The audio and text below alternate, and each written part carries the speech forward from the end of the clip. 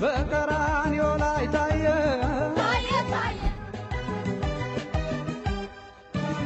ተናነሽ እንደ ይልቀደ እንኳን በጣም ቴንክ ዩ በጣም ወደ ሰርች ለወጣ ስለወደኩት የዛኔ በቃ ፉል ነው ፓራላይዞ ሰመጣ ዶክተር ወዲያውኑ መድኃኒቱን ይዞ ነው የጠበቀ ወዲያውኑ በቃ ጂም ሲታዘዝ ግሬም ሁሉ ነገር ወደ ጤንነት ይስመለስ ነው ያልኩትና በጣም ቴንክ ዩ እና ደስ የሚል ነገር ነው። ጉዟችን ተጀምሯል። እንኳን ለትንሳኤ በዓል በሰላም አደረሳችሁ። እንዳማረባችሁ ሰብሰብ ብላችሁ ድንገት ከመሃላችሁ የምትወዱት ቤተሰባችሁ ቢወድቅባችሁ ምንድነው የምታደርጉት? ዛሬ ለዚህ ምላሽ እንዲሆን ወደ አክሰን የስትሮክ እና ስፓይን ሴንተር ይዣችሁ መጥቻለሁ። ስትሮክ እጅግ በጣም አሳሳቢ የሆነና ድንገት ጉዳት የሚያደርስ በሽታ እንደሆነ እናውቃለንና ይህንን በሽታ ለማከም የሚያስችል 1.5 ሚሊዮን ዶላር ወጪ በማድረግ ወደ ኢትዮጵያ የገባ አዲስ ማሽን ከኋላ እየተመለከታችሁ ነው። ይህ ማሽን ባለመኖሩ ከዚህ ቀደም ብዙ ሰዎች ጉዳት ሲደርስባቸው ቆይቷልና የዚህ ማሽን መምጣት ለብዙዎች እንደ የምስራች ነው።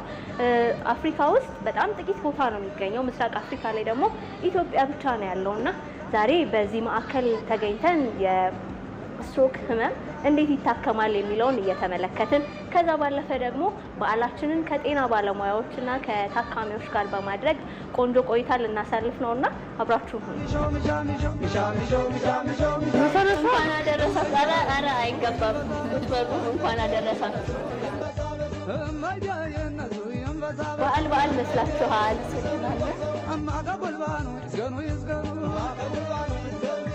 እንኳን አደረሰዎት። እንኳን አብሮ አደረሰን። እንተዋወቅ እስቲ። ባንቻየው በቀለ እባላለሁ።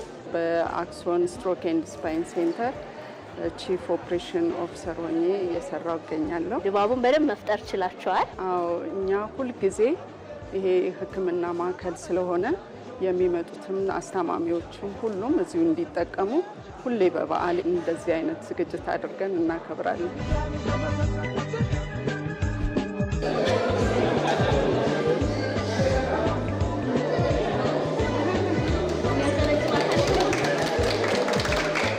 እንኳን ደህና መጣችሁ። ዶክተር ኒና እባላለሁ። በአክሰን ስትሮክ ሴንተር የክሊኒካል ኦፕሬሽን ማናጀር ነኝ።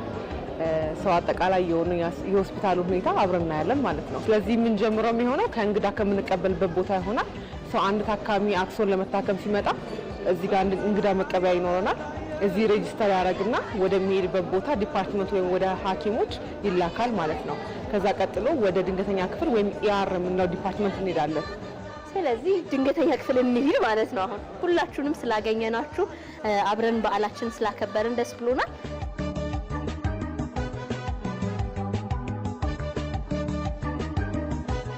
እንግዳ መቀበያ ክፍል ጋር ሬጂስተር ከተደረገ በኋላ ይሄ ኒውሮሎጂ ኢቫሉዌት የምናደርግበት ወይም አንድ ታካሚ ዋኪን የምንለው ወይም ድንገተኛ ያልሆነ ታካሚ የምናይበት ሩም ይሆናል ማለት ነው።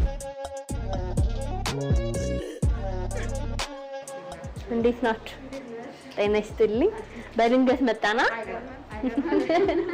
እንኳን አደረሳችሁ።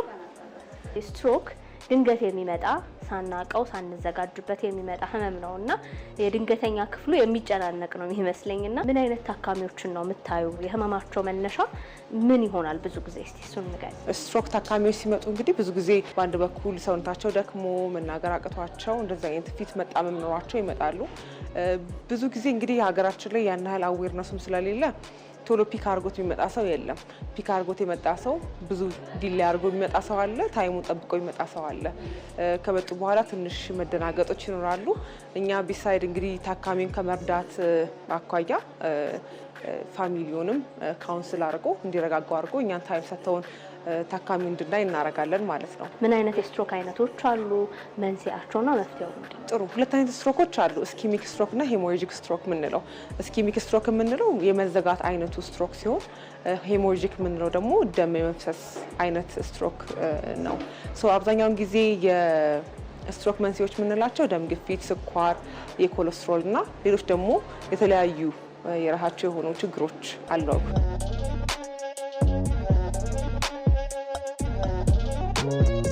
ሲራመድ ሲሄድ የነበረ ሰው በአንድ ጊዜ መራመድም መሄድም የሰው ድጋፍ የሚያሻ ሲሆን ከባድ ነው። ህይወት እንደገና ከዜሮ መጀመር ማለት ትንሽ ከበድ ይላልና እንዴት ነው የምታጠናክሯቸው? አብዛኞቹ ታካሚዎች ከስትሮክ በኋላ ይሄ ፖስት ስትሮክ ዲፕሬሽን የምንለው ወይም ድብርት የሚለው ነገሮች ያጋጥማቸዋል። የኛ ህክምና ያው የስትሮክ ስፔሻሊስት ብቻ የሚሰራው አይነት ህክምና ሳይሆን ብዙ የህክምና ባለሙያን የማካተት ነው። አንዱ ምንድነው ይሄ ሳይኮሎጂካል ሰፖርት ለፋሚሊም ሆነ ለዛ ታካሚ የምናደርግበት አንዱ አካል የሆነው ትሪትመንቱ ላይ ኢንክሉድድ የሆነ ነገር ነው ማለት ነው። አንድ ታካሚ በስትሮክ ተመቶ ወደ እናንተ ከመጣ በኋላ ምን አይነት ስትሮክ ነው የሚለውን ለመለየት ወደዚህ ክፍል እንደምታመጡት ሰምቻለሁ። እስካሁን የሚነግረን ደም ፈሷል አልፈሰሰም ወይ የሚለውን ነው። መፍሰስ አይነቱ ስትሮክ ከሆነ ወዲያውኑ ማየት እንችላለን። የመዘጋቱ ከሆነ ግን ጊዜ ይፈልጋል ሲቲ ስካን ላይ ለመታየት። የመፍሰሱ ከሌለ የመዘጋቱ ነው የሚሆነው። የዛ ሰዓት ላይ እንዳልኩሽኝ እዛ ዶክተሮቹ ኢቫሉዌት አድርገዋቸው ምን ያክል ነው ጉዳቱ የጉዳት መጠኑ የሚለውን አይተውት ስለሆነ ቀጥታ ወደ ካትላብ ክፍል ነው የምንወስዳቸው። የዛ ሰዓት ላይ ምንድን ነው የምናደርገው? አንገት ላይ ያሉ ጭቅላት ላይ ያሉት ደም ስሮችን እናያቸዋለን። የቱ ጋር ነው የተዘጋው፣ ምን ያክል ነው የተዘጋው የሚለውን። ከዛ ሜካኒካል ትሮምቤክቶሚ የምንለው ወይም በደም ስር ውስጥ ለውስጥ ተሄዶ የዘጋውን ክሎት ማውጣት የሚደረግበትን ሂደት እንዲያገኝ ይሄዳል ማለት ነው። እስከዳር እባላለሁ። የውስጥ ደዌ ስፔሻሊስት ነኝ። በአክሱም ስትሮክ ሴንተር ተኝተው የሚታከሙ በሽተኞችን በዋነኛነት እሱ ላይ እሰራለሁ። የመጀመሪያው የምናደርገው ነገር ስቴቢላይዜሽን ወይም የማረጋጋት ስራ ነው። ያ ማለት ይዘው የመጡት ስትሮክ አለ አይደል? አሁን የደም መቋረጥም ወይ የደም መፍሰስ ስትሮክ ነው ይዘው የመጡት፣ ባለበት እንዲቆይ እንዳይባባስ ደም ግፊታቸውን ማከም፣ ሌሎች ተጓዳኝ ነገሮችን ማረጋጋት እንሰራለን። ሌላኛው ደግሞ አብዛኛው የስትሮክ በሽተኞች ደም ግፊት፣ ስኳር፣ የልብ በሽታ፣ ሌሎች ነገሮች ይኖራቸዋል። እነሱ እናክማለን። አብዛኛዎቹ መናገር አይችሉም ወይ ሙሉ በሙሉ አይችሉም ወይ ይቸገራሉ። ለሱ የንግግር ሕክምና የሚሰጥልን ስፒች ቴራፒስት አለን። በዛው ልክ ደግሞ ያው መናገር ካልቻልሽ ጡንቻሽ እንትን ካለ መዋጥ መብላታችን ትንሊልሽ ይችላል። ስለዚህ አብዛኛው በመመገቢያ ቱቦ ነው የሚበላው። ሌሎቹ ደግሞ ግማሽ አካላቸው አይሰራም። ስለዚህ እንደገና መልሰው መንቀሳቀስ እንዲችሉ ወደ ድሮ ህይወታቸው እንዲመለሱ የፊዚካል ቴራፒ ያስፈልጋቸዋል። የሚቀጥል ነው ለወራት፣ ግን እዚህ አስጀምረን እንልካቸዋለን። ዳይቲሻኖች አሉን። የሚያስፈልጋቸውን ምግብ በበሽታቸው ልክ በሚያስፈልጋቸው የቀን ለቀን ካሎሪ ሰርተው እንትን ይላል። ስትሮክ ሪሃቢሊቴሽን ወራትን የሚፈጅ ነገር ነው። የቤተሰብ እገዛ ይፈልጋል ማለት ነው። እኛ የምንሰራውን ነገር እያንዳንዱ ነገር ቤተሰብ ይመለከታል። ሲወጡ እንዴት ምን መደረግ እንዳለበት፣ ለምሳሌ ዝም ብለሽ ብተኝ ሰውነትሽ ይቆስላል፣ ቶሎ ቶሎ መገላበጥ ይኖርብሻል። እሱን እንኳን ሲሰራ ቁጭ ብለው ያያሉ። ስለዚህ ለቤተሰብም ለሪሃቢሊቴሽን የሚጠቅማቸውን እውቀት ይዘው ተምረው ነው የሚወጡት።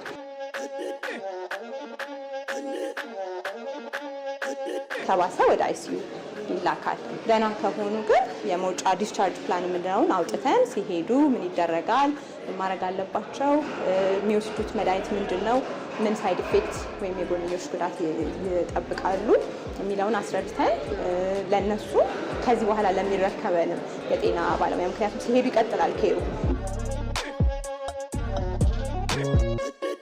ስትሮክ አንድ ጊዜ ከመጣ በኋላ ድጋሚ መምጣት ፕሮባቢሊቲ ያለው የሚል ነገር እያነሳሽልኝ ነበርና እንዴት ነው እሱን መከላከል የሚቻለው? ትንሽም ሆነ ትልቅ ስትሮክ ነው። የመጣበትን ምክንያት ማወቅ ለመከላከል ይጠቅምሻል። ሁሉም ስትሮክ አንድ አይነት አይደለም። እኛ እዚህ የምንሰጠው አንደኛው አገልግሎት እንደውም በጣም ላይፍ ትሬትኒንግ ካልሆነ ስቴብል ለሆኑ ፔሸንቶች የምናተኩረው ለምን ስትሮኩ መጣ የሚለው ጥያቄ ላይ ነው የምናተኩረው። ለእነሱም በዚህ ምክንያት መጥቷል። ሁሌ አይታወቅም። የስትሮክ ምክንያት ሁሌ ላይታወቅ ይችላል። ክሪፕቶጄኒክ ስትሮክ ይሉታል። ግን እዛ ጋር ለመድረስ ቢያንስ የሚሰሩትን ሰርተን ቤዚክ የሚባሉትን ሰርተን ነው እዛ ድምዳሜ ጋር የምንደርሰው። አንድ ቴራፒስታችን እየጠበቀ ነው። ሰውነታቸው እንዲጠነክር ታካሚዎች ልምምድ የሚያደርጉበትን ክፍል እየተመለከትን ነው። አሁን ይህ ክፍል ለብዙዎች ተስፋ የሚሰጥ ይመስለኛል። ስትሮክ የሚጠቁት ታካሚዎቻችን እድሜያቸው የገፉ ብቻ ሳይሆኑ ሀያዎቹና ሰላሳዎቹ ውስጥ ያሉ ወጣቶችም በዚህ ችግር እየተጎዱ ይገኛሉ ማለት ነው። ስለዚህ ይህን ነገር አንደኛ ለታካሚዎች ለራሳቸው፣ ሁለተኛም ደግሞ ቤተሰብ ላይ ከፍተኛውን አእምሯዊም ከአካባቢያቸው ከማህበረሰባቸው አንጻርም ከኢኮኖሚካል አንጻር በጣም ከፍተኛ ጫና ያሳድራል። በዚህ ምክንያትም አብዛኛውን ጊዜ በተለይ መጀመሪያዎቹ ጊዜ ላይ በጣም ለጭንቀት፣ ለድብርት፣ ለእንደዛ ነገሮች ይዳረጋሉ። ነገር ግን ቤተሰቦቻቸውን ስልጠና በመስጠት ታካሚዎቹንም በደንብ በማማከር በጊዜ ሂደት ውስጥም ደግሞ መለወጥ እንደሚችል ወደ ነበሩበት በተቻለው መጠን እኛም ለመመለስ እንደምንጥር እናስረዳቸዋለን። ከኛ ጋርም ደግሞ እየሰሩ ለውጦችን በሚመለከቱበት ጊዜ በደንብ ጥሩ የሆነ ተስፋ ይኖራቸዋል። በጊዜ ሂደት ውስጥም ደግሞ አብዛኞቹ ታካሚዎቻችን በፊት ወደ ነበራቸው አካላዊ እንቅስቃሴ ወደ ስራቸው እነዚህ የተመለሱ ታካሚዎችም አሉንና ጊዜ ቢፈጅም ነገር ግን ወደሚፈልጉበት አካላዊ እንቅስቃሴ የመድረስ እድልም ከፍተኛ የሆነ እድል አላቸው።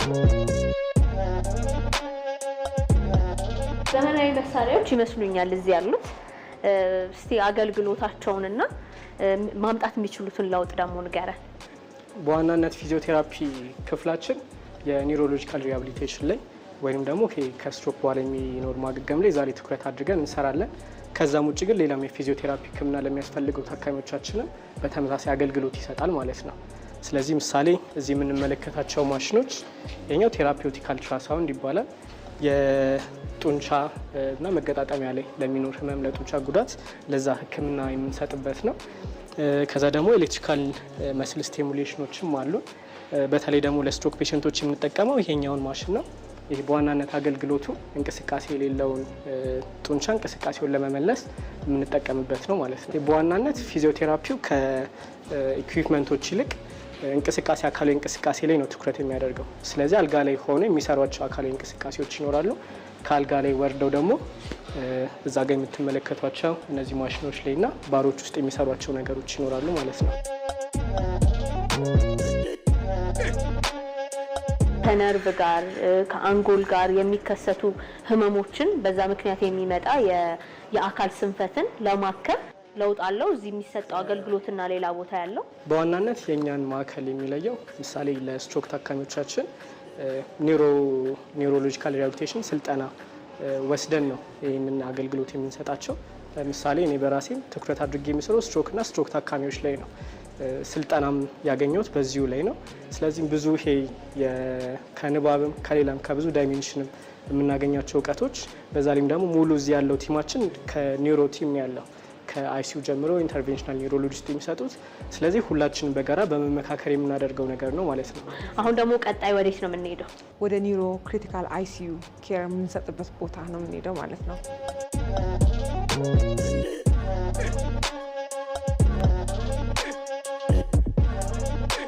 ዶክተር ታሪኩ ይባላል። ኢንተንሲቪስታችን ነው። ጤና ይስጥልኝ። እንዴት አለ ዶክተር? እንኳን ደህና ቆየህን። ወደ ጽኑ ህሙማን የመጣንበት ምክንያት በዚህ ክፍል የሚሰጠው የህክምና አይነት ምን አይነት ነው የሚለውን ለማወቅ ነውና ውስጥ መግባት እና ማየት ያው አንችልም። አንተ ግን ንገረን። እዚህ ጋር የሚገቡ ታካሚዎች የተለያየ የአንጎል ችግር ኖሯቸው ቀጥታ ለማገገም እዚህ ይመጣሉ። ወይንም ደግሞ ፕሮሲጀር ከተሰራላቸው በኋላ ወይ ኦፕሬሽን ክፍል ሄደው ወይንም ደግሞ ካትላብ ጠዋት ያያችሁት ሄደው ከተሰራላቸው በኋላ ለክትትል የሚገቡበት ክፍል ነው። አይሲዩ የሚገቡ ታካሚዎች በአጭር ጊዜ ውስጥ መስተካከል የሚገባው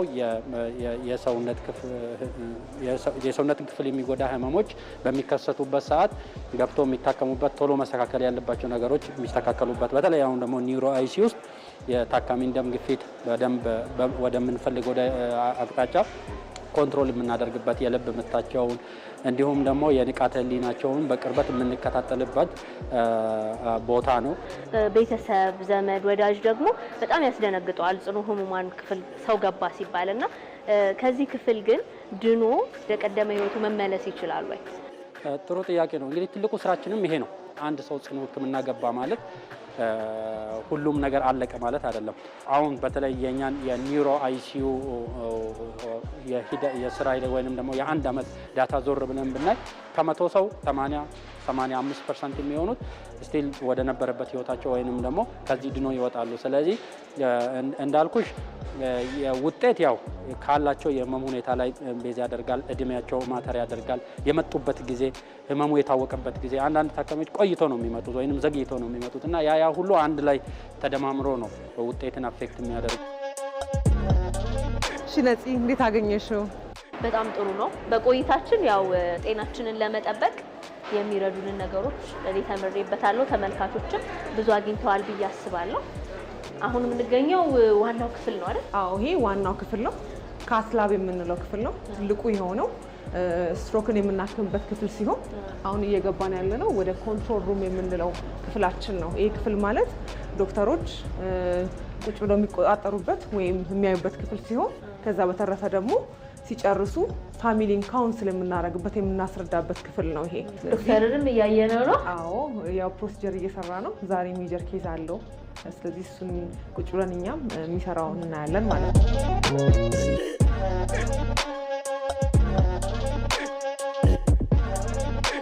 እየጨረሱ ነው። አዎ ዶክተር ወንደሰን እንግዲህ ፕሮሲጀሩን ጨርሷል። ቀይሮ እስኪመለስ ድረስ ዶክተር ሳሙኤል ኒውሮ ሰርጅኑን ለጥቂት አውርተን እንመጣለን ማለት ነው። የተለያዩ ፕሮሲጀሮችን ስትሰሩ እኔና ዶክተር ሊና እየተመለከትን ነበረ። አሁን ደግሞ ወደ ሌላ ሰርጀሪ ልትገባ እንደሆነ ዶክተር ሰምተናል እና በመሀል ነው ያገኘን። ጭንቅላት በተለያየ ምክንያት በስትሮክ ጊዜ ግፊቱ ሊጨምር ይችላል። ያንን ማከም የሚቻለው ደግሞ በሰርጀሪ ሊሆን ይችላል። የተለያየ አይነት ግፊት የሚቀንሱ ቱቦ መክተት ሊሆን ይችላል። ፕሬሸር ለመቀነስ ደግሞ ኦፕን ሰርጀሪ ሊያስፈልግ ይችላል።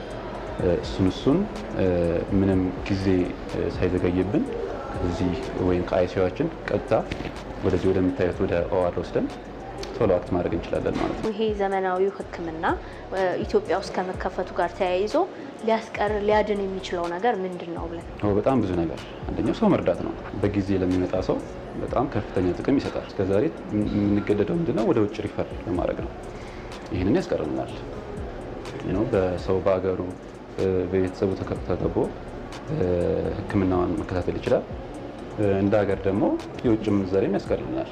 ሌላው ምንድነው? የሚሰለጥነው ሰው ነው። እኔና እንደኔ ያሉ አሁን ተራ ላይ ያሉ የሚጠብቁ ሐኪሞች አሉ። እነሱም መኖራቸው ማከም እንድንችል ያግዘናል። ጊዜን ስለሰጠህን በጣም ነው የምናመሰግነው ዶክተር። እስካሁን መቼም ይጨርሰናል፣ እናገኘዋለን።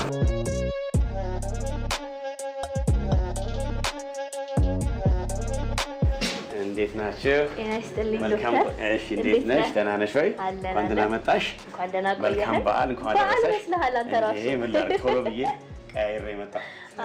ሌላ ስራ ስላለኝ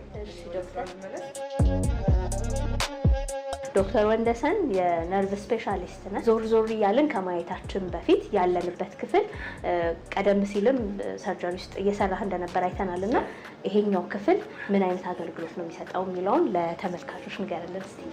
ይሄ ኮንትሮል ሩም ይባላል። ዋናው ማሽን እዛ ውስጥ ነው ያለው። አክሰስ አድርጎ ይሄንን ማሽን የሚቆጣጠር ክፍል ነው ይሄ እና እነዚህ ኮምፒውተሮች ለምሳሌ የመጀመሪያዎቹ ሶስቱ የልብ ሕክምና ስናደርግ ለሱ የሚያግዙን ሄሞዳይናሚክ ሞኒተርስ ይባላሉ። እዚህ የመካከለኛው የበሽተኛ ዳታ የሚገባበት ነው። እነዚህ ሁለቱ ላይቭ ኮምፒውተርስ ናቸው። ተማሪዎች፣ እንግዶች ከዚህ ሆነው ማየት ይችላሉ ሙሉውን ኬዝ። ይሄኛው ከፊት ለፊት ያሳይሻል፣ ከጎን ያሳይሻል። ስለዚህ ቁጭ ብለሽ መማር ትችያለሽ። ከዚህ በፊት የሰራሃቸው ሰርጀሪዎች፣ ፕሮሲጀሮች ምን ይመስላሉ? ምን አይነት ህክምና ነው የምታደርጉት የሚለውን ደግሞ እስቲ ንገረኝ። ደስ ይለኛል። እንደውም በጣም ይገርምሻል። ባለፉት እንግዲህ 8 ሰዓታት ውስጥ ኦቨርናይት ገብተን የሰራነው ኬዝ አለ። እንግዲህ ስትሮክ በሁለት ይከፈላል። አንደኛው ሄሞራጂክ ስትሮክ ይባላል። ሁለተኛው ኢስኬሚክ ስትሮክ ይባላል። ኢስኬሚክ ስትሮክ ማለት የደም ቧንቧ ሲዘጋ፣ ከዚህ በላይ ያለ የደም ቧንቧ ሲዘጋ የደም ፍሰት ዝውውር ይቋረጣል። እሱ አንደኛው ስትሮክ ነው። ኮመን የተባለው ስትሮክ እሱ የተለመደው ወይም በብዛት ያለው። ሁለተኛው ደግሞ የሄሞራጂክ ስትሮክ ነው። ደም ሲፈስ፣ የደም ቧንቧ ሲፈነዳ፣ እሱን ነው ያከምነው ቅድም። አንድ አይነት ሰብዱራል ሄማቶማ የሚባል የፈነዳ የደም ቧንቧ አለ።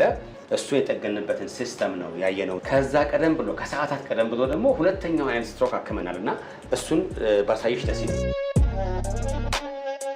ይሄ ምስል የሚያሳየው የራስ ቅል ነው።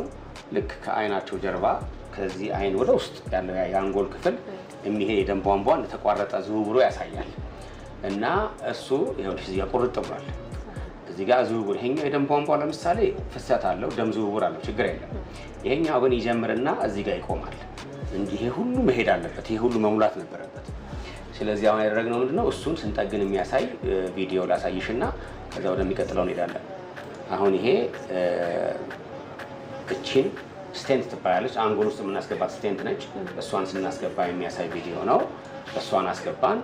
ከዛ ደግሞ እሷ ትከፈታለች። መክፈቻ ዘዴ ያለው እቺ ትንሽ እዚህ ጋር እንደውም የስክሪፕቶ ውስጥ ያለች ስፕሪንግ የምትመስል ነገር ትታይሻለች እዚህ ጋር። እቺ ትንሽ እሷን አስቀምጠን የወጣ ነው። ቅድም የደም ቧንቧ ቁርጥ ብሏል ነበር እዚህ ጋር። እቺን ካስገባን በኋላ ምን እንደሚመስል አሳይሻለሁ። አየሽ፣ አሁን ደም ዝውውሩ ተመለሰ። ይሄውና እዚህ ጋር ተቋርጣ ነበረ። ያቺን ስቴንት ስላስገባን አሁን ይሄው ይሄ ሁሉ ሙሉ ለሙሉ ደም ዝውውሩ ይሄ ሞላ ማለት ነው። ቅድም ያልነበረው ቱቦ የተዘጋውን ቱቦ መክፈት ነው። መክፈት ነው። በአማካኝ በምን ያክል ጊዜ ውስጥ ህክምናው ማግኘት ይችላሉ? የደም ዝውውር ሲቋረጥ ያለው ቶሎ መታየት አለበት፣ ቶሎ መምጣት አለበት። በይበልጥ እሱኛው ሁሉም ስትሮኮች በሰዓታት ውስጥ በ2 በ3 ሰዓት ቢቻል ባይቻል በ4 ሰዓት እንደው ቢገፋ በ6 ሰዓት ውስጥ ሰዎች ቢመጡ እንመርጣለን። ቶሎ የመጣ ነው በብዛት የሚጠቀመው። ይበልጥ ደግሞ ይሄኛው የደም ቧንቧ የተዘጋው ቶሎ መደረስ አለበት። ቶሎ ሲባል በ4 ሰዓት ተኩል ውስጥ ከደረሱ ደም ማቅጠኛው ይሰጣል። ያፈልጎ የረጋው እንደሚያቀልጠው መድኃኒት። እስከ 24 ሰዓት ከመጡ ደግሞ ገብተን በዚህ ማሽን ተጠቅመን ውስጥ ለውስጥ ገብተን ቅድም እንዳየሽው አንጎል ውስጥ ልክ እንደዚህኛው ሰው ለሊት የሰራንላቸው እሳቸውን መክፈት ይቻላል። ቶሎ የመጡ ቶሎ ሰክሰስፉል የሰራላቸው ሰዎች ናቸው። የተረፈው ሰው ደግሞ በቆይታ በቀናት፣ በሳምንታት፣ በወራት ሁሉ የሚሻለው ሰው አለ። ስንመጣ ይህ ማሽን በጣም ውድ እንደሆነ ሰምተን እና ደግሞ ብዙ ቦታ እንደማይገኝ አውቀን ኢትዮጵያ ውስጥ ብቸኛ ሐኪምና ማሽን አለ ተብለን የመጣ ነው እና ውስጡን ደግሞ እንግባና እያየ ነው ምን ምን አገልግሎት እንደሚሰጥ ተነግረናል። እሺ፣ ደስ ይለኛል። ይሄ ማሽን እውነት ለመናገር ኢትዮጵያ ውስጥ ብቻ ሳይሆን ከሰሃራ በታች ያሉ አገሮች ውስጥ ለስትሮክ ሕክምና አገልግሎት የዋለ ብቸኛ ማሽን ነው። ከሳውዝ አፍሪካ ከደቡብ አፍሪካ ሌላ ባይፕሌን ስዊት ይባላል። ባይፕሌን ማለት ያው ባይ ሁለት አይደለ? አንደኛው ይሄ ነው የፊት ለፊቱ ካሜራ፣ ሁለተኛው ይሄ ላይ የተሰቀለው ማለት ነው። ተንሸራቶ ይመጣል፣ በሬሉ ተንሸራቶ ይመጣል። የታካሚው ጭንቅላት እዚህ ውስጥ ነው የሚገባው።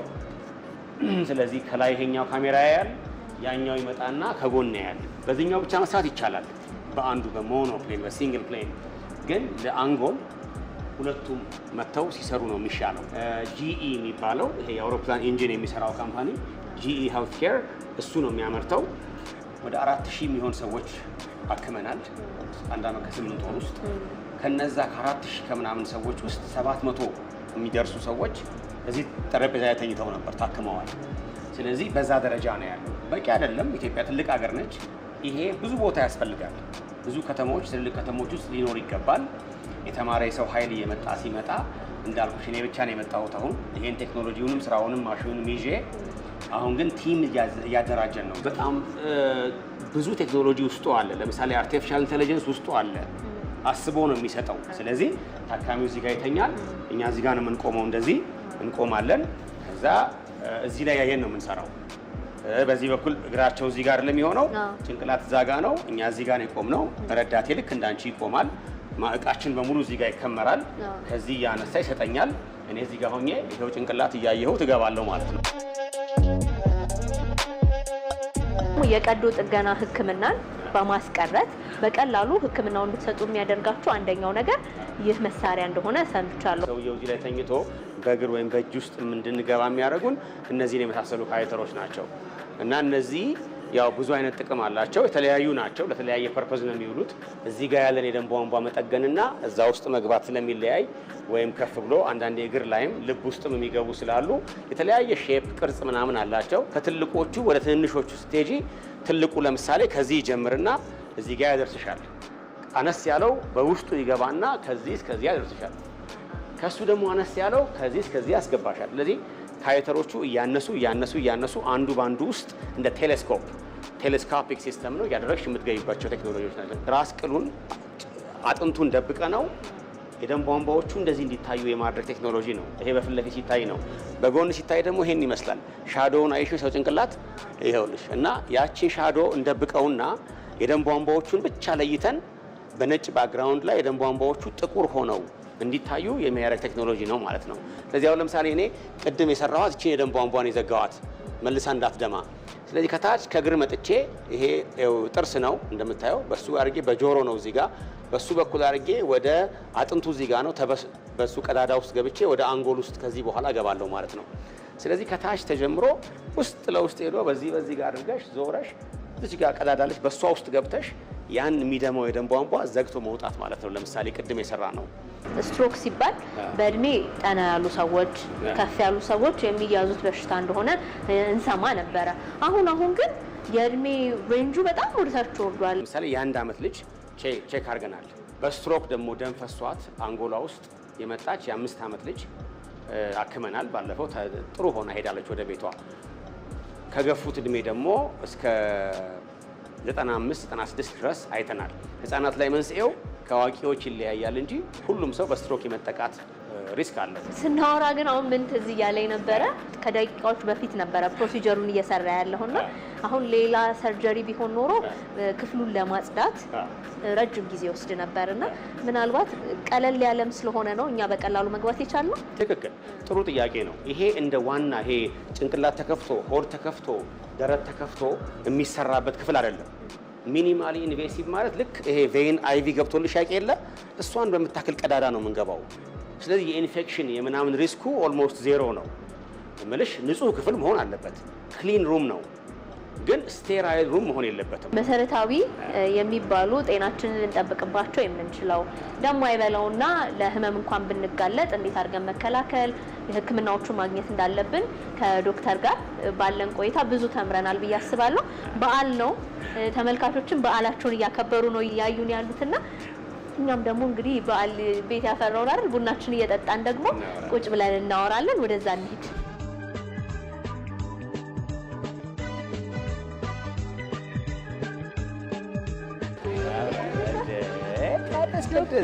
ተናነሽ እንደምን አልሽ? እንኳን አደረሰሽ። ቆይ እስቲ ቆይ ልከፍሽ አይሻልም? እንዴት ነሽ? ተናነሽ ወይ? እንደ ይልገድ እንኳን አደረሰሽ። በዓሉን መስለሽ የለ እንደ በደምብ ወይዘሮ ቅድስት በጣም ደስ ያለን ስላገኘሁት። እንደዚህ አበሻ ልብስ ለብሰው አበባ ይዘው ስመለከት እኔ ራሱ ደስ አለኝ። እሱ ስላከመኝ ከስትሮክ ስለዳንኩኝ እግዚአብሔር ይባርክ አመሰግናለሁ ለማለት ነው የመጣው። የነበሩበት ሁኔታ ምን ያክል ከባድ ነበረ? እኔ ያው እንግዲህ ዛሬ 2 ወር ነው የመጣው። 2 ወር ገና ቶሎ ነው ሪከቨሪ ያደረኩት። ወደ ቸርች ልወጣ ስል ነው የወደኩት። የዛኔ በቃ ፉል ነው ፓራላይዝ ሆንኩት። በዚህ ሳይድ እንዳለ ፊቴ ዞሮ ምናምን እግሬ ምናምን በቃ ማለት መቶኝ ማለት ነው። ስመጣ ዶክተር ወዲያውኑ መድኃኒቱን ይዞ ነው የጠበቀ። እግዚአብሔር ይባርክ ዶክተርዬ። በቃ ሁሉም ነገር ስታንድ ባይ ነበር። ወዲያው በቃ አስገቡኝ፣ መድኃኒቱን ሰጠኝ እና 1 ሰዓት ያህል ይፍጭ ያላቅም ቶሎ ነው ወዲያውኑ በቃ ጂም ሲታዘዝ እግሬም ሁሉ ነገር ወደ ጤንነት ሲመለስ ነው እንትን ያልኩት እና በጣም ቴንኪው እና ደስ የሚል ነገር ነው። ይሄንን ደግሞ ሁሉ ሰው ቢያቀው ስሜት ፈጠረብኝ። በጣም ደስ ይላል። ውጤቱ በጣም ማረው ቶሎ ስለመጣች ነው። ትልቁ ክሬዲት ለቤተሰቧ ለሷ ነው መሄድ ያለበት እውነት ለመናገር ምክንያቱም ቶሎ ስለማይመጡ ብዙ ታካሚዎች ቶሎ አይደርሱም። ስለዚህ ውጤታቸው ሶሶ ይሆናል። አመርቂ ላይሆን ይችላል። ሰዎች ድነው ተሽሏቸው በቃ ደስታቸውን ማየት ትልቁ ክፍያችን እሱ ነው። እኔም በጣም ደስ ያለ ለጎን ህይወትህንም አብረህ እያስኬድክ ነውና ቤተሰብ ከመመስረት ጋር ተያይዞ የት ደረስክ? ባለቤቴን የተዋወቅኳት ገና እኔ ኢንተርን ሆኜ የዛሬ 23 ዓመት በዩ ገና ጥቁር አንበሳ ልመረቅ 1 ዓመት ሲቀረኝ ነው ወይም ወራት ሲቀሩኝ። እሷ ነርስ ነች። እሷም ኢንተርንሺፕ ልትሰራ ለክሊኒካል ትሬኒንግ ጥቁር አንበሳ ስትመጣ እኔም ጥቁር አንበሳ ያው ኢንተርን ሆኜ እኔ የተዋወቅ ነው። ስለዚህ ያኔ የተጀመረ ግንኙነት ነው መጨረሻ ላይ ወደ ትዳር ሄዶ ልጆች ያፈራው። 3 ልጆች አሉ። እነሱን ማስተማር ቤተሰብ መምራት አንድ ነገር ነው። ከዛ ደግሞ የስራ ህይወትህን በትምህርት የተሞላ ነው፣ በጉዞ የተሞላ ነው። አሁን ራሱ አክሶን በራሱ አንድ አዲስ ቻሌንጅ እና አዲስ ጉዞ ይመስለኛልና ጊዜህን እንዴት ነው የምታብቃቃው? እንዴት ነው ላይፍ ስታይል ግን እንዴት ነው? እንደ ማንኛውም ፕሮፌሽናል ውሎሽ ስራ ነው፣ እነሱም ትምህርት ላይ ነው የሚውሉት። ማታ ስንገናኝ ያለው ጊዜ አብሮ ራት መብላት እንወዳለን። ስለዚህ ትልቁ ምግብኛ ቤት ወይም ዋናው ሚል ራት ነው።